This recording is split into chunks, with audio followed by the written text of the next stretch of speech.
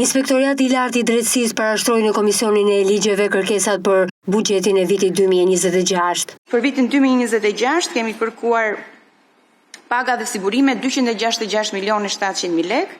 Në total vlera e buxhetit është 443 milionë 20.000 lekë.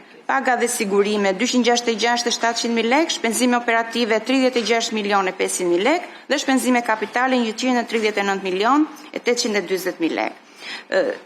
Zëri i shpenzimeve kapitale është në përputhje me planin strategjik, me një nga pikat kryesore të planit strategjik, siç është zhvillimi i sistemit teknologjisë së informacionit. Mungesa e fondeve për ngritjen e sistemit të menaxhimit të integruar të çështjeve u adresua në Komisionin e Ligjeve nga Inspektoriati i lartë i drejtësisë. Referuar ligjit, të gjithë organet e drejtësisë duhet të kenë sistemet e veta, që janë pjesë e një rjeti sistemi të menaxhimit të rasteve. Tani LD-ja e ka të domosdoshëm këtë sistem, nuk është qyrtuar mundësia që të financohet me faza?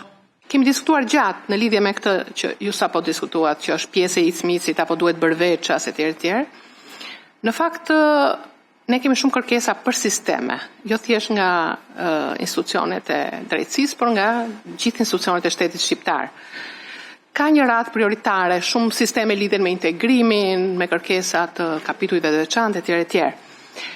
Pikërisht mbi këtë bazë është diskutuar që nëse ky sistem mund të përshtateshë me icmicin i cili ka pas vonesat e veta dhe kemi dashur që sistemet jenë të rakorduara. Ministria e Financave pranon se ILD e ka kërkesë të përsëritur nevojën për ngritjen e sistemit të integruar të menaxhimit të çështjeve, por kjo ministri ka dhënë më shumë prioritet sistemeve në funksion të negociatave të integrimit.